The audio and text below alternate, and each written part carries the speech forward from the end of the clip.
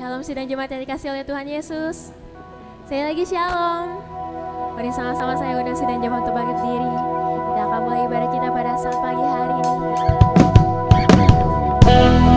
Sebab Kau yang layak disembah Tuhan, layaklah segala bangsa disujud menyembah-Mu Tuhan pada saat pagi hari ini.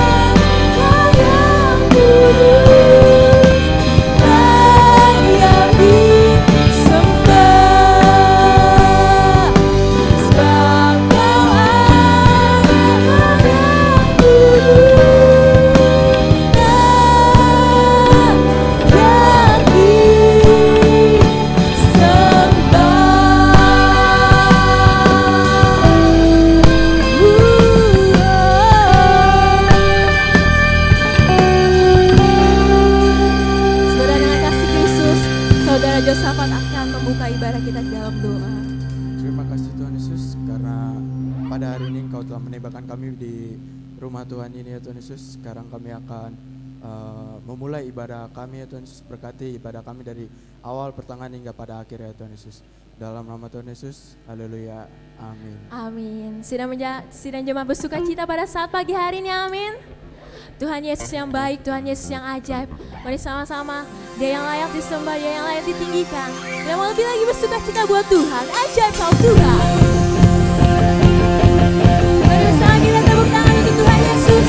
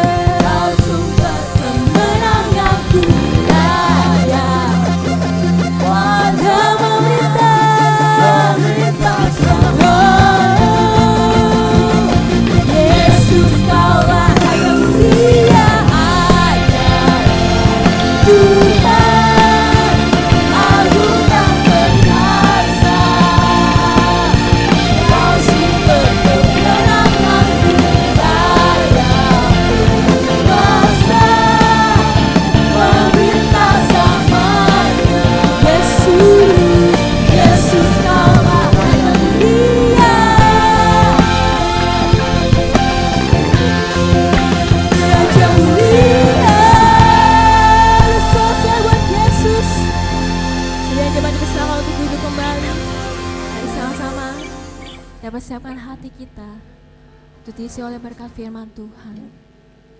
Oh, satu-satunya yang kami andalkan Tuhan.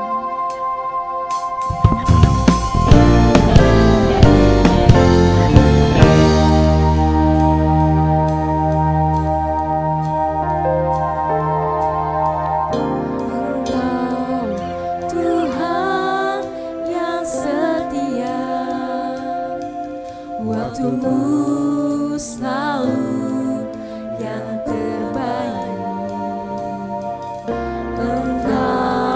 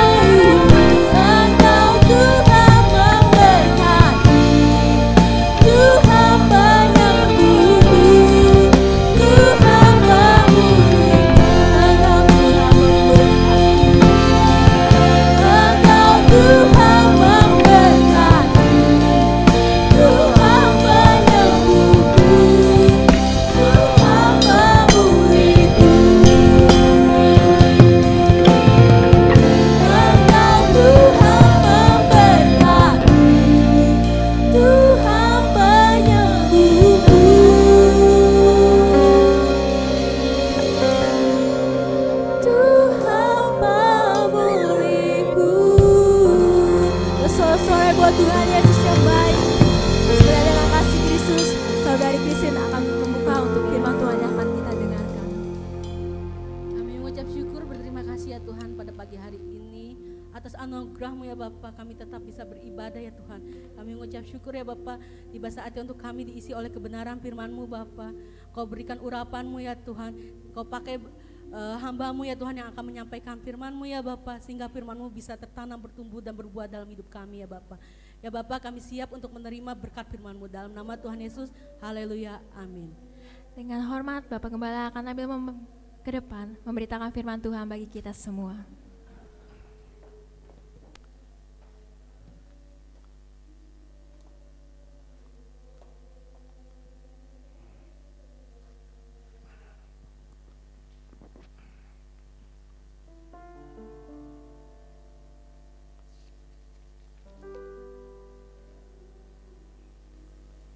Selamat pagi, saudara-saudara. Mari kita sama-sama akan kembali membuka hati, membuka telinga kita untuk kita diisi oleh sebagian firman Tuhan, ya.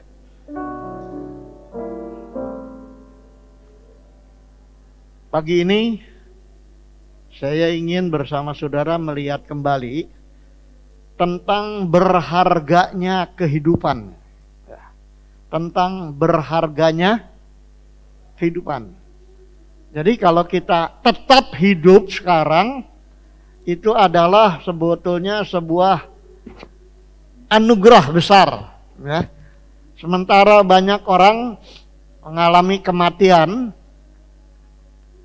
baik itu secara wajar karena usia tua, atau mungkin setengah wajar, ya, karena ini dan itu, atau yang tidak wajar. Kemarin saya dengar di TV tentang seorang ayah yang kepada anaknya umur 8 itu ngajak minum racun bersama-sama. Anaknya nggak mau, saudara-saudara. Akhirnya si ayah ini tega, ayah kandung, ya, membunuh anak umur 8 tahun, anaknya sendiri, anak kandung. Bayangin, dunia ini sudah begitu kelam, sudah begitu gelap, sampai ayah kandung rela membunuh anaknya sendiri. Lalu dia coba untuk gantung diri, saudara-saudaraku. Entah gantung diri pura-pura atau betulan, saya tidak tahu, tapi talinya katanya putus. Mungkin talinya pakai tali rafia. Nggak kuat, saudara. Lalu dia tergeletak, pingsan, katanya pingsan. Sampai diselamatkan. Sekarang urusan sama yang berwajib. Jadi kita lihat dunia ini menganggap kematian itu sesuatu yang memang dicari atau dianggap tidak berharga lagi. Tetapi sebetulnya kalau saya lihat, bagi kita sekalian ini saatnya kita melihat bahwa kalau kita masih tetap hidup seperti sekarang, itu sangat berharga. Amin. Ya. Nah, ini diungkapkan oleh Rasul Paulus kepada gereja di Filipi. Kalau kita baca di dalam Filipi pasal yang pertama. Filipi pasal pertama ayat 21 mulai. Filipi 1 ayat 21 sampai dengan ayat 26 kita baca, ya. Saya kira Indonesia ini negara yang luar biasa. Saya sudah pernah di Timur Tengah. Ibadah tidak seperti kita. Gak ada suara, saudara-saudara. Saya bersama saudara 40 orang lebih tahun lalu kita berada di Malaysia, ya. Dan Malaysia itu negara agama, tapi suasana juga tidak seperti di kita. Di Indonesia ini hebat, saudara. Jadi kalau saudara lulus, nanti adanya saudara di Indonesia saja itu sudah merupakan sebuah nilai, ya. Nah, mari saya minta saudara pria baca ayat 21, wanita 22, 26 kita baca bersama-sama. Siap? Pria dulu. Pak, 3. Karena bagiku hidup adalah Kristus dan mati adalah keuntungan. Wanita?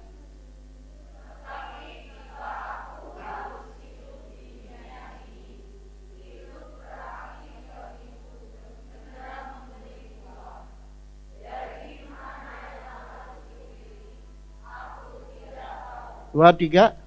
Aku didesak dari dua pihak. Aku ingin pergi dan diam bersama-sama dengan Kristus. Itu memang jauh lebih baik.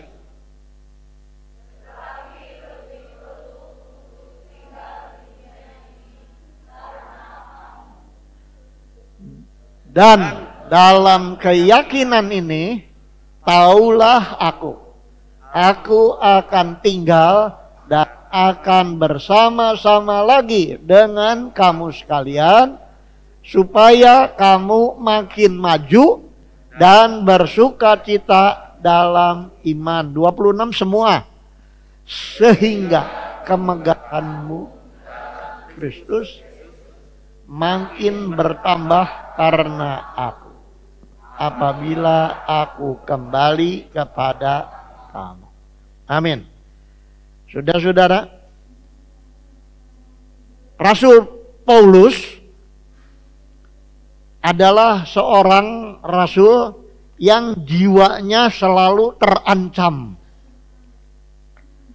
Bukan terancam oleh virus, terancam oleh manusia. Kalau terancam oleh virus, virusnya nggak kelihatan, betul tidak? Tapi kalau terancam sama manusia, manusia kelihatan tidak? Kelihatan. Bahaya mana? Terancam oleh yang kelihatan, langsung bisa bunuh, atau oleh yang tidak kelihatan? Bahaya mana? Hah? Sama-sama berbahaya, ya. Rasul Paulus terancam oleh siapa? Oleh bangsanya sendiri. Kenapa? Karena dulu dia beragama Yahudi, ya. Sampai dia menjadi ahli di dalam agama Yahudi ini. Sampai dia termasuk salah satu dari 6.000 orang yang elit top di Israel. Itu namanya orang Farisi. Tahu-tahu Tuhan Yesus kejar dia. Tuhan Yesus juga tidak kelihatan dengan Roh Kudus, rohnya sendiri. Sampai dia ditangkap. Ketika dia kejar-kejar orang Kristen, dia ditangkap oleh Tuhan Yesus. Lalu ditanya dari atas, kenapa kamu menganiaya saya? Dia bilang, siapa? Saya nggak menganiaya Tuhan. Saya menganiaya orang Kristen yang ngacauin agama Yahudi, agamanya Allah. Dia bilang, aku Yesus yang kamu aniaya. Dia ditangkap oleh Tuhan. Saul baru tahu nih bahwa Yesus itu adalah Tuhan. Dia tidak mati terus. Dia bangkit. Dan sekarang dia ada di sisinya Allah Bapa dengan Roh Kudus. Dia tangkap siapa saja yang dia mau. Ya. Makanya Tuhan Yesus bilang, bukan kamu yang pilih saya yang pilih kamu. Jadi kalau Tuhan pilih seseorang, tangkap seseorang, siapapun bisa. Yang paling anti sekalipun, kalau sudah ditangkap sama Tuhan, enggak bisa melepaskan diri. Amin. Tetapi ada risikonya. Orang yang ditangkap sama Tuhan terancam ditangkap sama manusia yang tadinya kawan untuk dibunuh. Makanya Paulus bilang, kemana saja saya pergi, saya terancam oleh maut. Saya siap untuk dibunuh.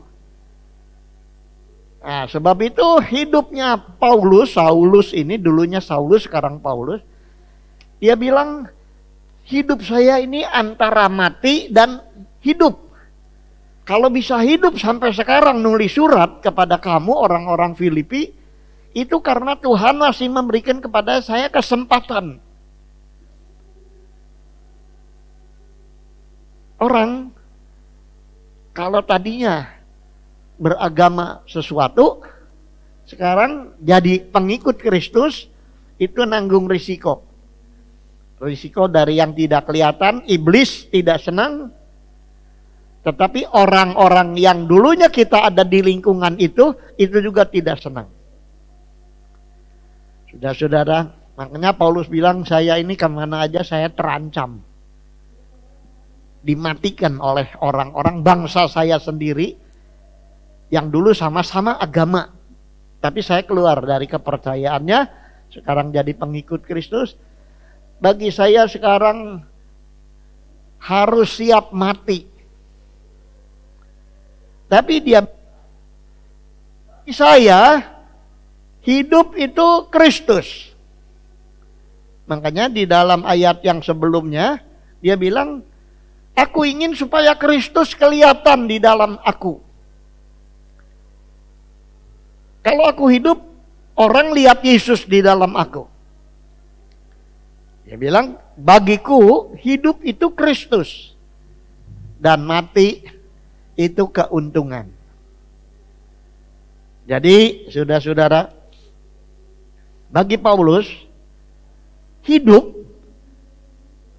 itu dia harus mencerminkan hidupnya Kristus. Kalau saya hidup, ini kesempatan.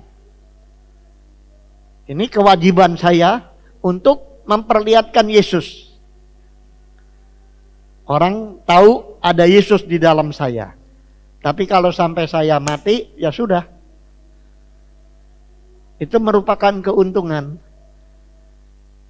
Jadi di dalam beberapa ayat ini dia merasakan betapa berharganya hidup itu, saudara-saudara. Ya. Karena dia hidup itu bukan dia lagi, tetapi Yesus yang hidup.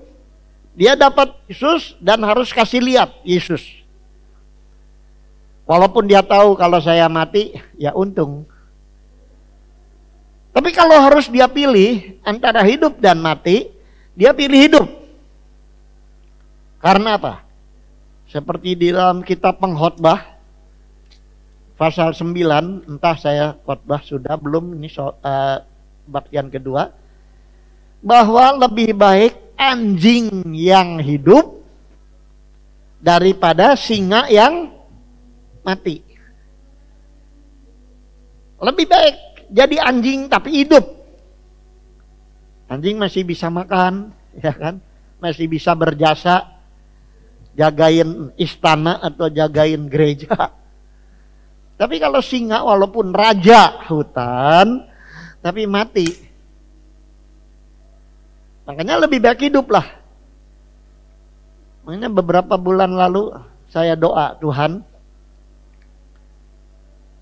walaupun saya seperti anjing, tapi kasih saya hidup terus, Tuhan. Walaupun saya seperti dianggap anjing, biarinlah. Yang penting hidup. Sebab hidup adalah berharga. Hidup bisa khotbah. Amin. Kadang-kadang dalam kebaktian 3 kali ini, tadinya saya mau khotbah tadi pagi. Tapi share dibilang, kesian yang siang.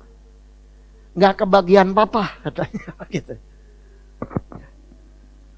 Kalau papa khotbah tadi pagi, berarti yang pagi dapat 2 kali, yang siang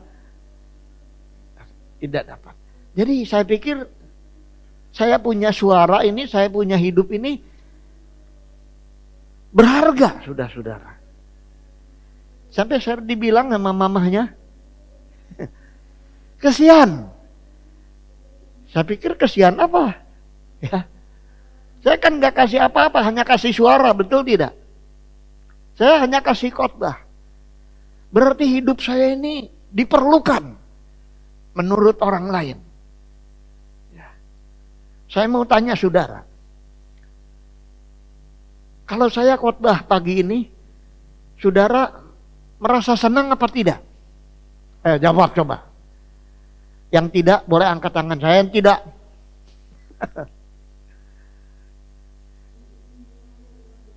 Jadi saudara-saudara, bagi saya hidup itu adalah suatu kewajiban. Dari pagi saya kebaktian juga tadi. Pak Kartono yang khotbah, saya kebaktian juga. Saya dengerin juga, saya catat juga. Sekarang kebaktian lagi. Kalau tidak di sini, saya di Kerawang. Sudah. Jadi hidup itu adalah sesuatu yang bisa kita gunakan. Ya. Masih kita bisa melakukan sesuatu. Tapi walaupun mati itu kita mungkin mati, nggak apa-apa. Karena apa? Mati orang yang percaya kepada Tuhan Yesus adalah sesuatu yang indah. Berhenti hidup di dunia ini, mulai hidup bersama Tuhan. Ya. Nggak harus pakai masker lagi, betul tidak? Ada orang mati pakai masker? Atau dibawain masker buat di sana kali ada virus? Nggak ada. Toko obat juga nggak ada di sana ya. Apa sorry Ibu, sudah pindah toko obatnya? Pindah. Hanya pindahnya sedikit ya, dari depan ke belakang. Tapi di seberang sana nggak ada toko obat.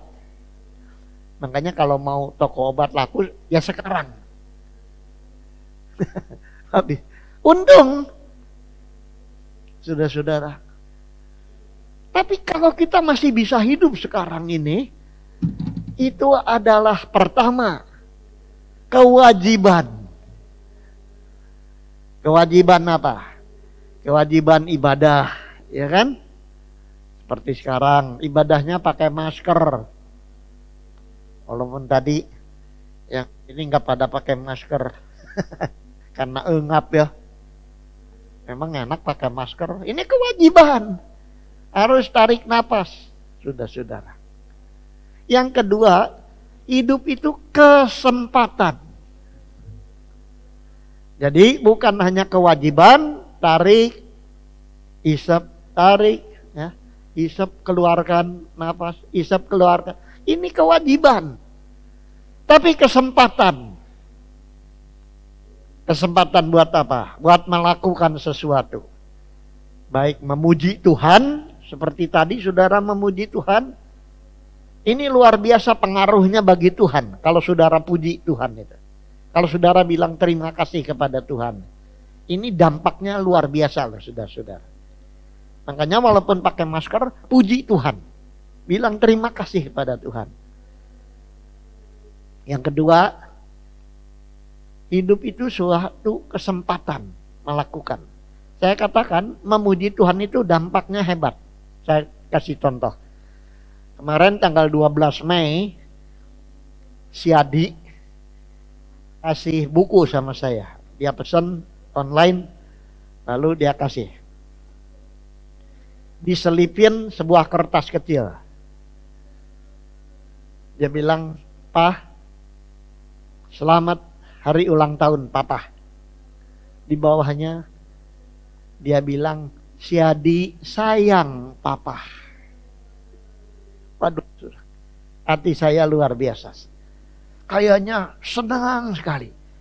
Hanya dibilang si Adi sayang Papa. Ya.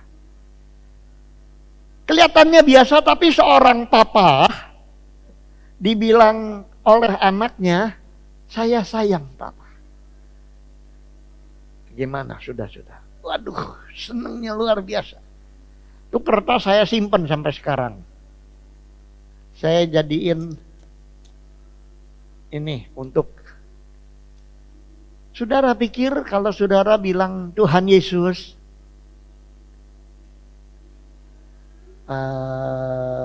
siapa nama depannya? Rudin, ya. Rudin Pasaribu. Bukan Pasaribu ya. Pasaribu. Bukan pasar Papa ya. Pasaribu lah. Bapak, saya sayang Bapak. Saudara pikir Tuhan itu tidak punya perasaan seperti saya? Siapa nama anak ibu ini? Siapa? Hah? Kalah suara sama Sano ya. Siap? Reinhard. Hah? Reinhard. Benghard. Pernah sama Papa bilang, Papa, Benghard, sayang Papa. Pernah nggak bilang gitu? Terus papanya gimana? Nggak bisa lihat hati Papa ya. Makanya kalau dikasih apa-apa oleh orang tua itu bilang terima kasih. Saya diajar mulai dari kanak-kanak oleh Papa saya. Kalau dikasih apa saya bikin seneng yang kasih. Hati. Bapak juga begitu. Makanya hidup itu masih bisa terima kasih sama Tuhan, bikin senang. Kalau udah di kuburan, ya lain lagi. Makanya anjing hidup lebih berharga dari singa yang mati. Mari saudaraku, kita belajar ya, bahwa kita tahu hidup adalah kewajiban, tetapi hidup juga kesempatan. Jangan kita anggap hidup itu menyusahkan, kewajiban. Nah, tetapi ingat, hidup juga adalah, coba, hidup ini semua adalah kesempatan. Hidup ini bukan layak Tuhan. Jangan sia-siakan hidup ini.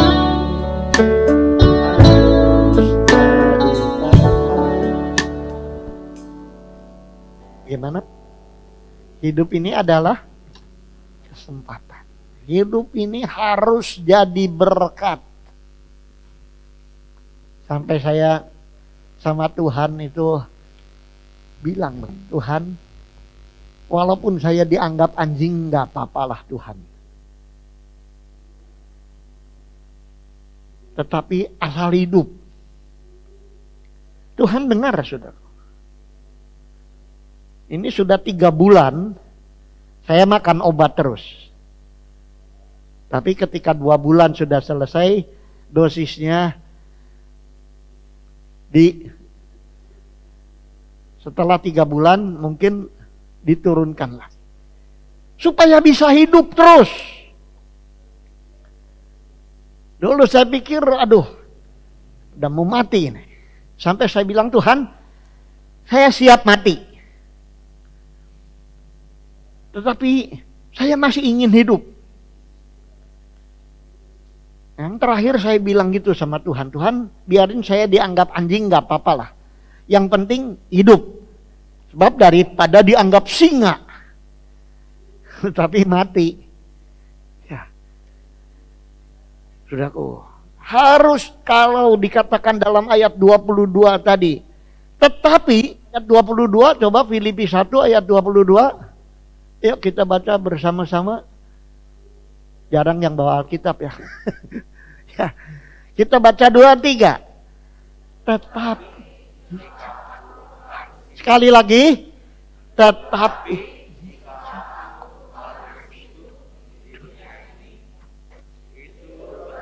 Ya, sudah. Sampai di situ saja. Tetapi jika aku harus hidup. Apa artinya? Jikalau aku harus hidup. Berarti kewajiban. Aku harus hidup. Tetapi bukan hanya kewajiban, saya bilang. Ini juga kesempatan. Makanya itu berarti bagiku. Jadi walaupun itu kewajiban, itu berarti bagiku memberi buah, kesempatan berbuah. Jadi mana yang harus kupilih aku tidak tahu. Hidup jangan dianggap hanya kewajiban, tapi kesempatan. Saudara pergi ke belakang itu, saudara kan lihat di bawah itu buah-buah yang jatuh. Ada yang busuk, ada yang dimakan oleh kelelawar, keren ya. Nampak. Makanya kenapa sebelum busuk dan dimakan kelelawar, ibu gembala suruh senggetin aja, petikin. Mungkin ya yang suka buah mentah atau yang dapat waktu minggu lalu itu sudah setengah matang, itu karena berbuah. Sekarang buah dan buah yang tanam di kita di pasaran, namanya aja nggak ada. Saya kasih nama buah gajah, walaupun gajahnya kecil. Dulu besar-besar, sekarang makin, apalagi yang di depan situ sudah berbuah. Dulu ditanam, sekarang sudah berbuah. Senang sekali, saudara. Itu sebabnya sekali lagi, kita harus anggap hidup adalah kewajiban, tetapi juga kesempatan. Yang kedua, kenapa lebih baik hidup? Sebab hidup kita masih bisa kerja. Alkitab bilang siapa yang kerja mesti dapat upah. Nah kalau sudah mati, kerja lagi. Nah, ini tadi Pak Kartono menyaksikan. Saya di sini lihat Om tuh suka kerja. Bukan suka perintah-perintah saja, tapi dia sendiri suka kerja. Gak ada yang perintah. Tapi bekerja itu walaupun tidak diupahi sama manusia, mesti Tuhan yang upahi. Sampai waktu ada yang biasa memberi persepuluhan, musim gini boro-boro ngasih persepuluhan. Dari Amerika kirim, transfer. Jadi Tuhan itu luar biasa. Orang Kerawang, orang Dengklok mungkin berhenti kasih perpuluhan, dari Amerika kirim. Banyak sudah saudara. Jadi upah ini saudara. Upah dari kita tetap melayani. Hari apa? Ada 1 tahunnya Mama? Enggak. Hari Selasa? Enggak ada ibadah di sini. Ada kita ngucap syukur. Terus Rebo. Enggak lagi. Doain rumah ya. Jadi kesempatan nih. Luar biasa. Kerja itu pasti upah. Tuhan yang ngupahi sama. Kemarin saya memberkati di Hotel Mercure. Anaknya Iong. Cucunya Kosuhab. Saya khotbah di hotel mewah sudah saudara. Bukan saya senang, tapi kesempatan saudara. Saya di sana kemarin hanya beberapa bulan yang lalu hanya kunjungi karena diundang oleh Dr. Stefanus anaknya. kemarin bisa khotbah. Sudah. Kesempatan. Yang ketiga, Paulus bilang, mana yang harus kupilih, aku tidak tahu. Pilih hidup,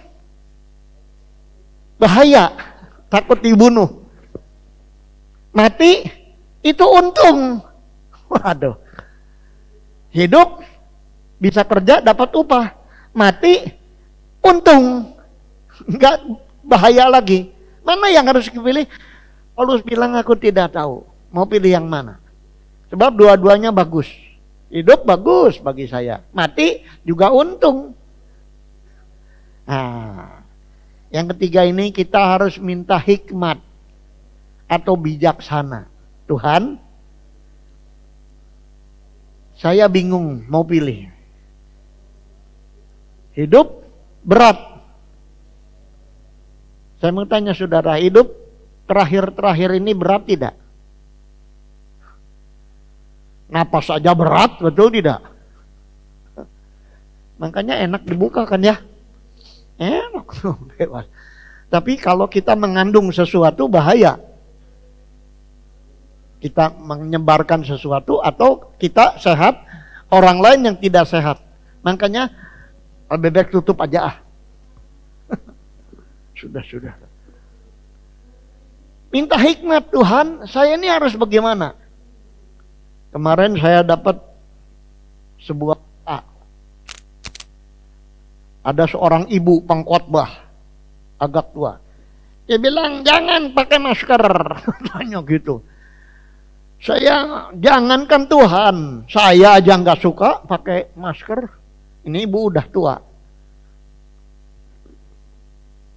Kalau ada orang bilang I love you, bilang sama saya, dia bilang dia pakai masker, gua tampar dia. Sebel. Apa Tuhan juga senang? Gitu. Ada. Dimasukin lagi di WA. Jadi kadang-kadang kita turut apa tidak ini? Minta hikmat dari Tuhan. Tuhan, saya harus bagaimana? Ada yang orang pakai masker sampai 3 lapis, udah saudara. Udah pakai masker lagi, di dalamnya pakai tisu lagi. Dikasih minyak kayu putih, ya kan? Terus pakai face shield. Udah pakai face shield, pakai kerudung lagi. Berapa lapis? Ulah gitu-gitu teuing. Jangan terlalu. Ya pakai masker. Minta bijaksana. Tuhan, saya ini harus bagaimana? Kan satu ketika semua akan berlalu. Kan akan bebas lagi. Amin. Jadi minta hikmat.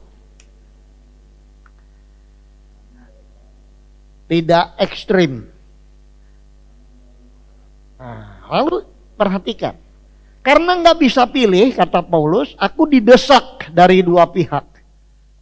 Aku ingin sama-sama Tuhan, itu jauh lebih baik.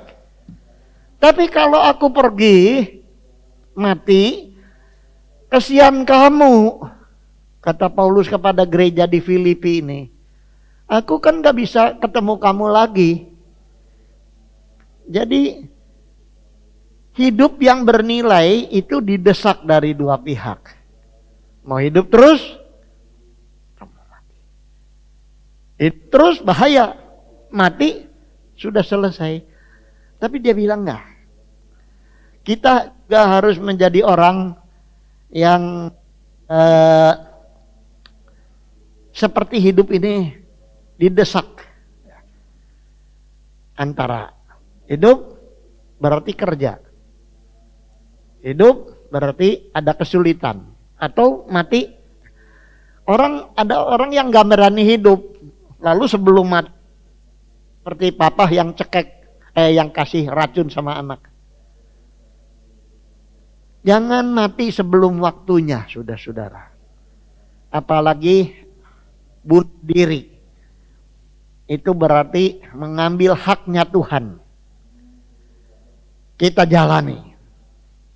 Kalau kita dianggap sakit, orang suruh makan obat, ya makan obat. Ya kan? Selesma, pilek, obatnya apa, Pak? Bahasa Ibu. Pilek. Hah? Pilek. Sedikit-sedikit bersin begitu, obatnya apa? Hah? Jangan susah-susah neosep aja gitu ya. Ya sudah. Jadi jangan kita hidup ini kayaknya biasa-biasa aja. Leha-leha, santai-santai, nganggur. Sudah. Mulai saya bangun tidur sudah harus ada kegiatan. Sampai nanti mau tidur lagi tetap ada kegiatan. Kita jangan diam di rumah terus, udah gawainya molor. Jangan, nggak nambah apa-apa, sudah. Ini baca. Tiongkok sekarang sedang mencetak jutaan, puluhan juta Alkitab. Dulu satu aja susah masuk. Sekarang Tiongkok negara komunis cetak puluhan juta Alkitab. Sekarang orang dapat Alkitab di Tiongkok gampang, sudah. Karena apa? Tahu. Ini nih ada kuasa di dalamnya. Ada sesuatu yang menguntungkan kalau orang baca Alkitab. Seperti tadi bilang Tuhan Yesus, terima kasih. Saya sayang sama Tuhan Yesus yang sudah mati bagi saya. Senangnya luar biasa Tuhan itu. Jangan nganggur, diam-diam mikirin ya nasib. Ya. Katakan, Tuhan itu senangnya luar. Kalau Tuhan disenangkan, nantikan apa yang akan terjadi. Tuhan kalau dibikin senang sama kita, pasti Tuhan akan melakukan sesuatu bagi kita. Amin. Jadi jangan suka enggak doa. Terima kasih sama Tuhan. Sudah saudara. Ya. Lalu di dalam ayat 24, Paulus bilang, lebih perlu untuk tinggal di dunia karena kamu. Lebih perlu untuk tinggal di dunia karena kamu. Hidup itu banyak yang bisa dikerjakan, sudah saudara. Saya pikir Tuhan baiknya luar biasa. Kita gereja dikasih tanah luas sekali. Hampir 5.000 meter, sudah saudara. Sampai cukup repot juga Pak Kartono kalau sudah di belakang. Tetapi ini kesempatan. Kalau sudah bosan di kamar, sudah jenuh di kamar, kita keluar menghisap lagi udara. Ya. Kita bisa melakukan apa saja. Petik apa saja. Baik sekali Tuhan itu. Tangan kita bisa melakukan apa saja. Demikian juga dengan hidup kita. Paulus bilang supaya kamu berbuah. Ada target. Si Adi itu dengan pacarnya bawa kembang. Yap, nggak tahu tuh pacarnya tuh suka kembang-kembangan. Ini tanam kembang matahari. Saya baru tahu di Eropa, saya lihat sawah kembang matahari semua. Waduh kuning. Tapi di sini nanam matahari, kembang matahari. Muncul. Wih, ada kuning. Yang lain semua hijau, yang ini kuning. Tahu-tahu keluar lagi dia. Oh, saya bilang bunga matahari. Ada yang lama sekali keluarnya tuh. Sampai tinggi. Mau keluar kembang tuh kita tunggu berapa minggu ya Faren ya. Sampai Faren pikir ini mah nggak akan berkembang nih mah, daun-daun aja. Tapi ada, saya lihat calonnya kembang. Di gereja juga begitu, saudaraku. Ada orang yang baru kebaktian berapa kali aja, wih udah berkembang. Ngelamat pengen ada di sini. Saya bosan belakang terus, saya pengen di sini. Seperti si Juninda tuh. Senang sekali rasanya. Tapi baru berapa bulan jadi Kristen, udah pengen. Ada yang disuruh masih bungkem aja, nggak berkembang. Saudaraku, ada yang bertahun-tahun dididik masih susah untuk sembayang aja. Ada. Gembala harus tahu bagaimana. Gimana? Si ini enggak WL. Siap WL? Jangan lihat mana, lihat saya. Ada yang susah sekali maju. Ini macam-macam sudah. Ya. Jadi kita lihat harus ada target. Gembala harus tahu bagaimana dengan anggota-anggota. Ya. Lalu ayat 25, hampir habis ini, dikatakan ayat 25. Dan dalam keyakinan ini, taulah aku akan tinggal. Artinya hidup. Akan bersama-sama lagi dengan kamu sekalian. Ya kamu makin maju dan bersukacita dalam iman. Dalam keyakinan ini. Dalam hidup punya keyakinan tentang hasil-hasil positif. Jadi di dalam hidup kita harus punya keyakinan.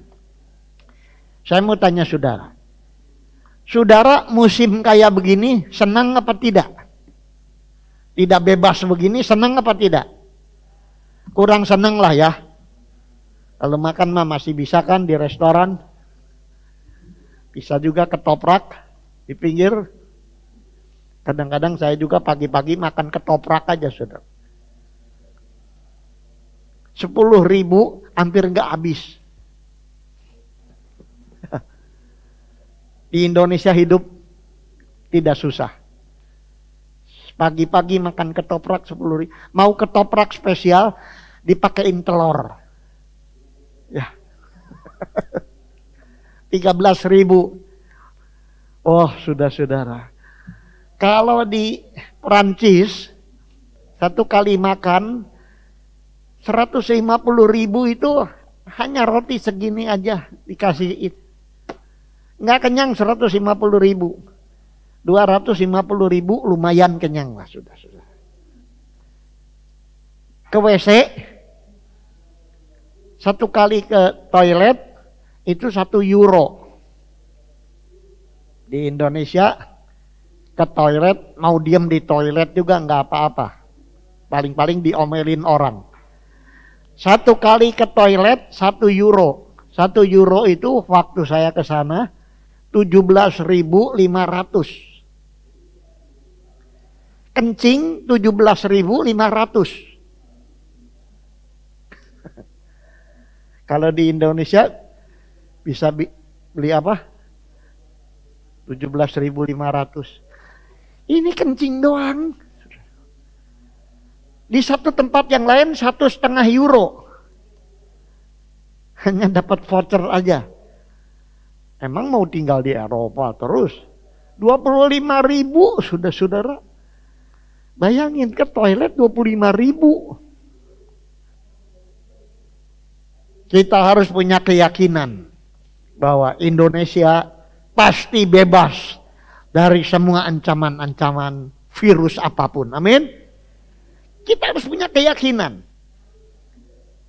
Jangan kita pesimis bahwa Tuhan akan menolong bangsa kita ini. Harus punya pikiran yang, jangan pikiran yang tidak punya keyakinan. Dalam keyakinan ini, aku tahu.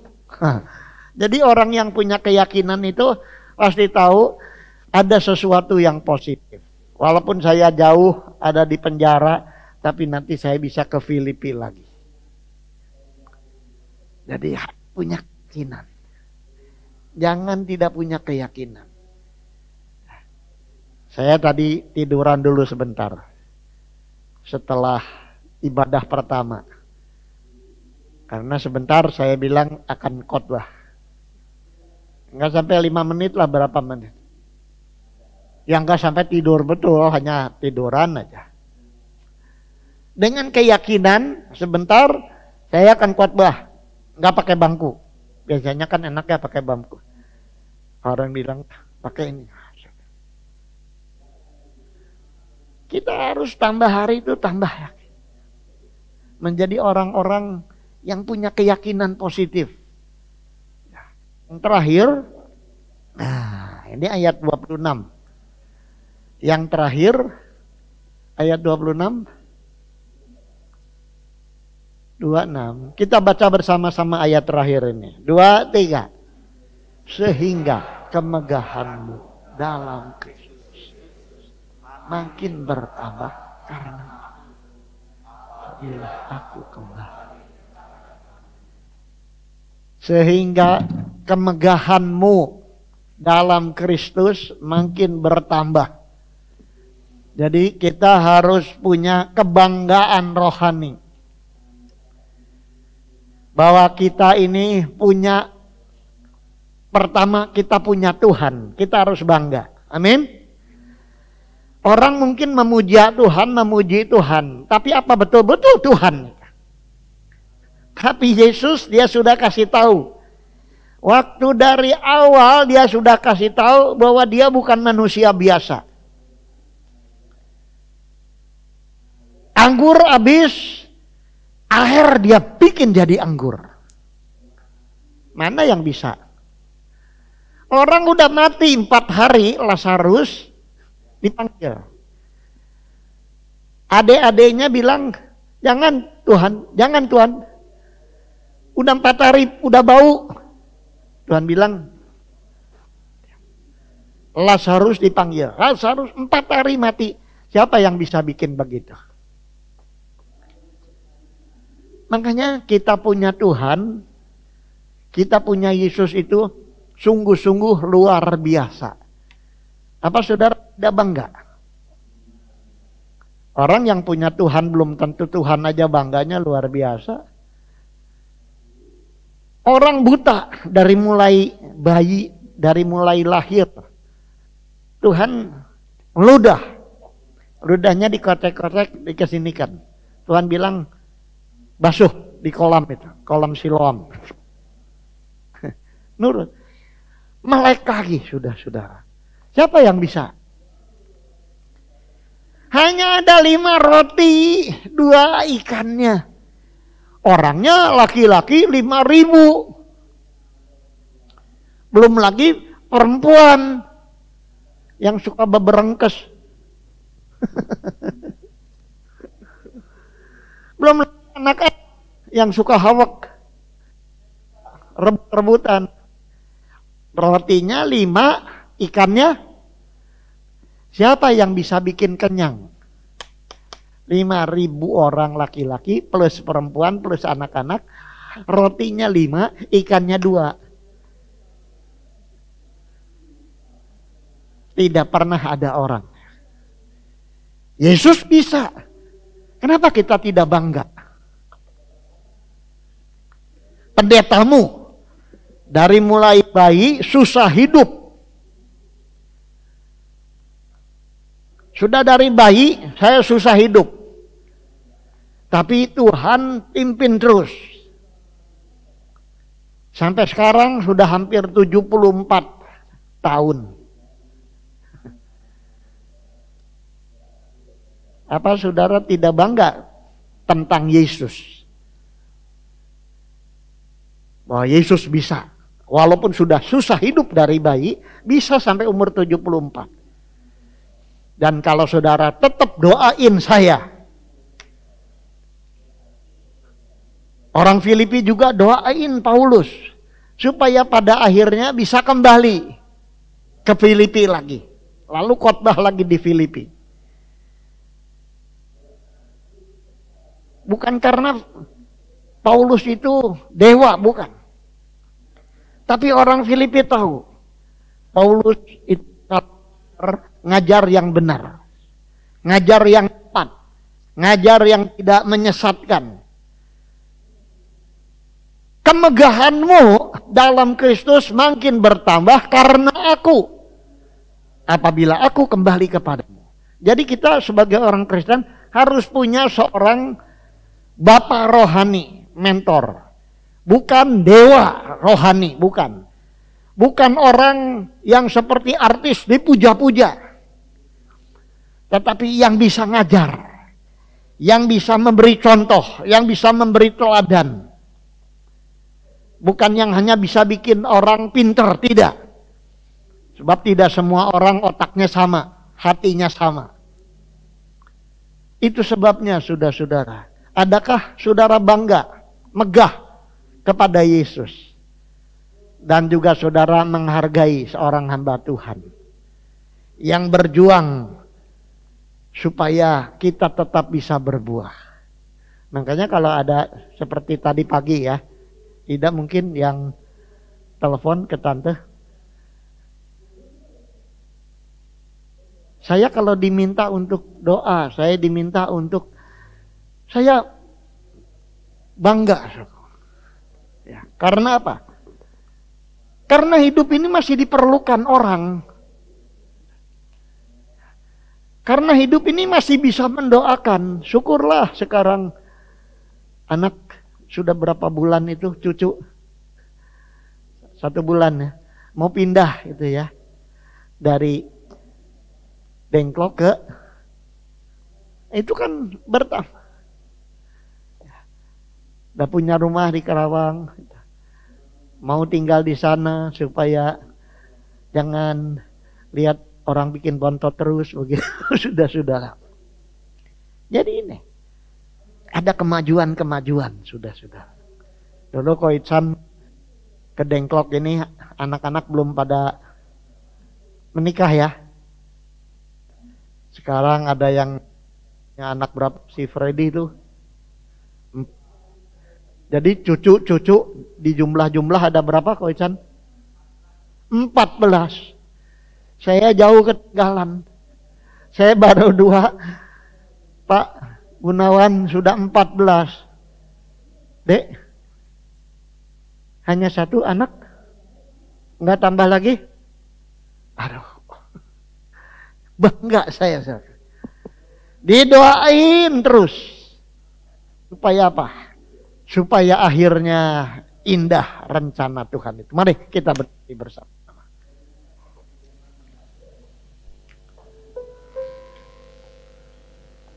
Jadi lagu terakhir apa? Satu-satunya kita menyanyi kornya saja. Satu-satunya yang ku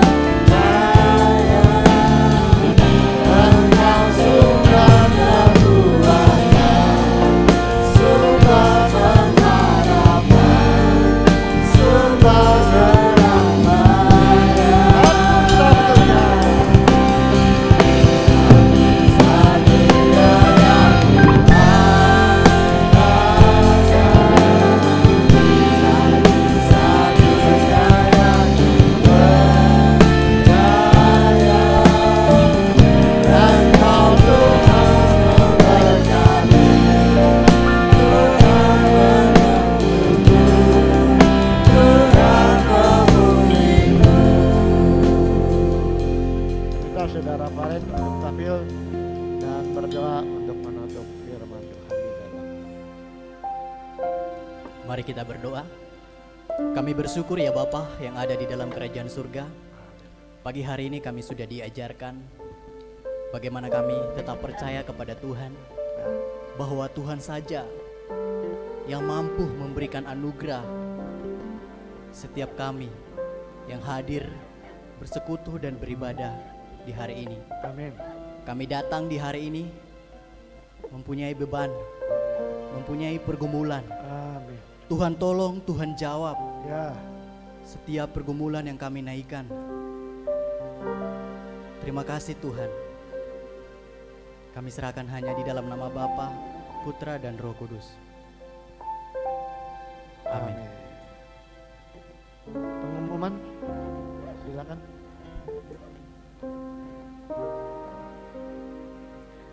Terima kasih kepada Bapak Gembala yang telah memberitakan firman Tuhan. Tuhan Yesus memberkati.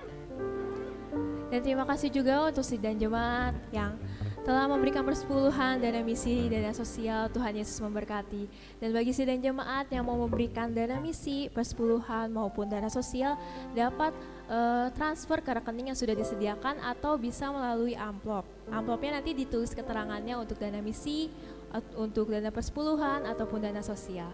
Sekian pengumuman hari ini, saya serahkan kepada Bapak Gembala. Berdiri lagi. Terima kasih Tuhan untuk kasih setiamu.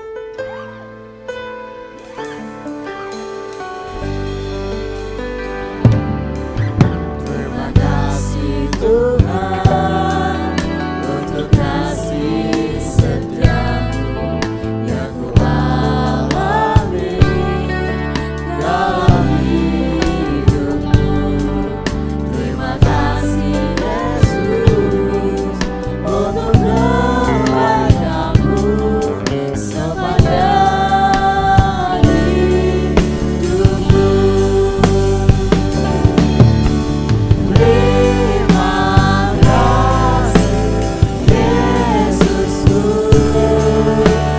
buat anugerah yang Kau beri setiap hari ini. Tuhan adalah syukur bagimu. Saudara-saudara kekasih-kekasih Tuhan Yesus, tadakanlah tangan imanmu, serta terimalah berkat Allah Tritunggal, yaitu kasih karunia dari Tuhan Yesus Kristus, kasih sayang dari Allah Bapa kita di surga, serta persekutuan dengan Roh Kudus menyertai saudara mulai siang ini sampai Maranatha. Tuhan Yesus Kristus datang kembali. Kita tutup ibadah raya kedua ini demi nama Tuhan Yesus Kristus, dan semua kita yang percaya berkata amin. Selamat siang, Tuhan memberkati.